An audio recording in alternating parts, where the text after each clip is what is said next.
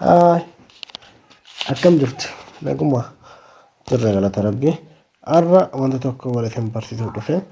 Innis maal jettan weebsaayitii bareedaa tokko waliin barsiisuu dhufe. Weebsaayitiin kunis weebsaayitii isin jaalattan jechaadha. Weebsaayitii keessumatti iyyuu eebbifamtoonni dhaabbilee garaagaraa irraa eebbifamtan akkasumas immoo dhaabbilee garaagaraa keessa hojjechaa jirtan hojii isa caalu kan irratti argattan jechaadha. Innis maali beeksisa hojii adda addaa kan baankii, kan dhaabbilee miti mootummaa kan NGO akkasumas kan dhaabbilee mootummaa fi yookaan kan waajjiraalee mootummaa adda addaa baasu irraa kan itti argattan lafuma ta'e barbaadan teessaniiti osoo gabatee beeksisaa kan gurra hin deemin karaa salphaa ta'een kan itti argattan yoo isin barsiisa. Innis karaa lamaan jira. Tokko karaa appilikeeshiniitiin jira jechaadha. Appilikeeshinii kana walitti barsiisaa. Inni biraan mootiyyuu namoonni appilikeeshinii mootiyyuu fayyadamne akkasitti akka itti fayyadamtan.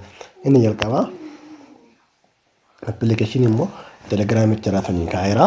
Telegiraamii kan koorraa instaal godhee inni hojii ilaallaa isinis karaa amma kan instaal godhe kanatti instaal godhatanii itti fayyadamtu jechuudha.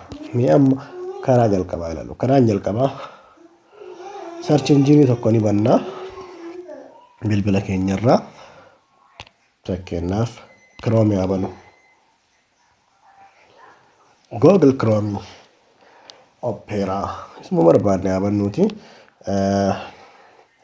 Isa erga banne mootiyyuu iddoo sarchi irratti akkuma fakkeenyaaf sarchi goonuun jira mitiire maal jennee barreessina isa kanatti ethionewjobs.com jenneeti barreessinaa jecha. Isa adda barreessine bifa kanaan nu ba'a jechaadha. Fuul jalqaba hompeejii jalqaba. Hompeejii kanarraa beeksisoota hojii akkuma dura isin argattu jecha tokkoffaa.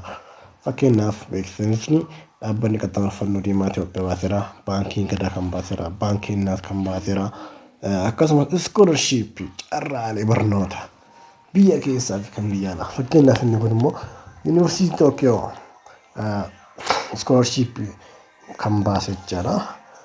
Bifuma kana argattu jechaadha. Wantoota hundumaa isaatiiyyuu ittaanee mootiyyuu asuma osoo hin bahin isa gubbaa kanarraa biluudhaan gara sana masmaras adii sadiin kan tuqxan maal argattu jechuudha. Bifa kanneen argattu jechuudha. Fakkeenyaaf biloo kan jedhu kana jala maaltu jira?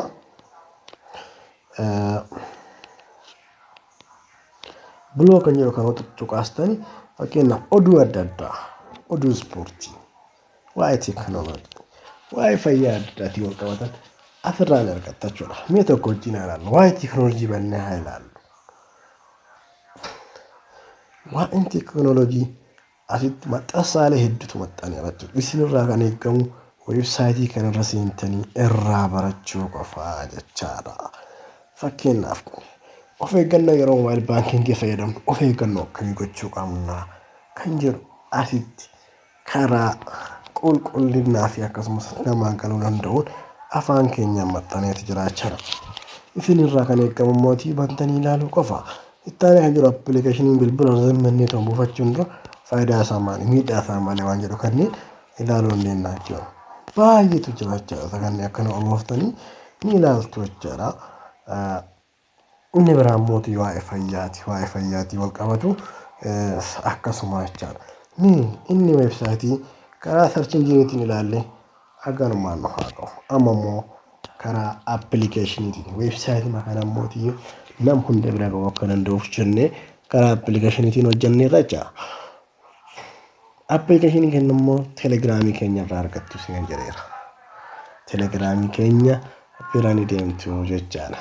Maal jettanii beeksisa hojii telegiraam chaanaalii jedhutu jira jechaadha. Isa sana yoo bantanii isa nama banaatii jiru kana yoo bantanii appilikeeshinii asirra isiniin kaa'ee jiru ethionewjobs 1673 isa yookaan argattu jechaadha. As dhuftaniitumaan daawulood godhattanii appilikeeshinicha kana feetu jechaadha. Ana dura waan daawulood godheeruuf amma mootii walumaan seenaa jechaadha. Ethionewjobs kan jedhu kana hubattuqne bifa kanaan nu dhufaa jechuudha. Do you want to install this application? Application kana ifuu barbaaddaadha. Eeyyee install jettuun jechuudha. Warri bilbila Android qabdan. Akkuma argitan application'ichi kun install ta'aa jira jechaadha. Bilbila keenya irratti.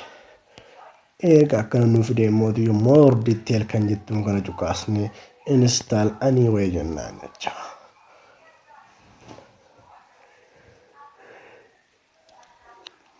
Erga kana goone applicationin keenya mootii nuuf amaaraa xiqqoo ishiin eegduu kana booda akkuma FB banattanii fayyadamtan direct hinnaa beeksisa hojii yeroo yeroodhaan kan maxxanu manuma keessan teettanii bakkuma jirtanii irraa argachuu dandeettu jechaadha. Irraa kan eegamu aappicha yookaan karaa bootaatii karaa kamiin yoo ta'u seentaniitii ilaaluu dandeessu jechaadha.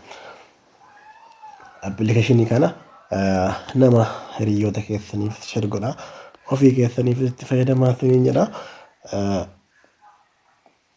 Applicationii install ta'e hanga dhumatuuf xiqqoo obsumaan eegaa.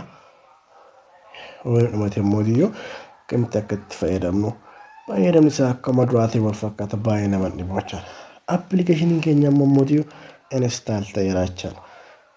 Asitti open jechuun dan jennee keessaa baanee barbaanne immoo dan jennee abaanume kana gaccufniitoo eessa deemnaa applicationii keenya nu dhufee jira jechaadha. Kun akkuma argartan Itiyoonii Jobs jedheeti gidduu keessaa iskuweerii bulee kan qabu kana ni banannaa jechaadha qaxxuqne. Ifi yoo banne akkuma argartan bifa kanaan nu dhufaa. Akkuma duraa sanatti nu dhufa jechaadha. Karaan kun karaa baay'ee salphaadha. Isa duraa caalaa baay'ee namatti tola. Asxaabtettuuni kana karaadhuma kanaan itti fayyadamuu dandeettu akkuma sana waan dhaggeeffataniif galatoomaa baay'ee isin jaalannaa. Gaafii yaada qabaattan karaa telegiraamii keenyaatiin nu gahaa. Applicationii kana mootii waliin gahaa afaan keenyaan websaayitii keenya kanarraa fayyadamaa ta'an jedha. Waan dhaggeeffataniif galatoomaa. Bye bye.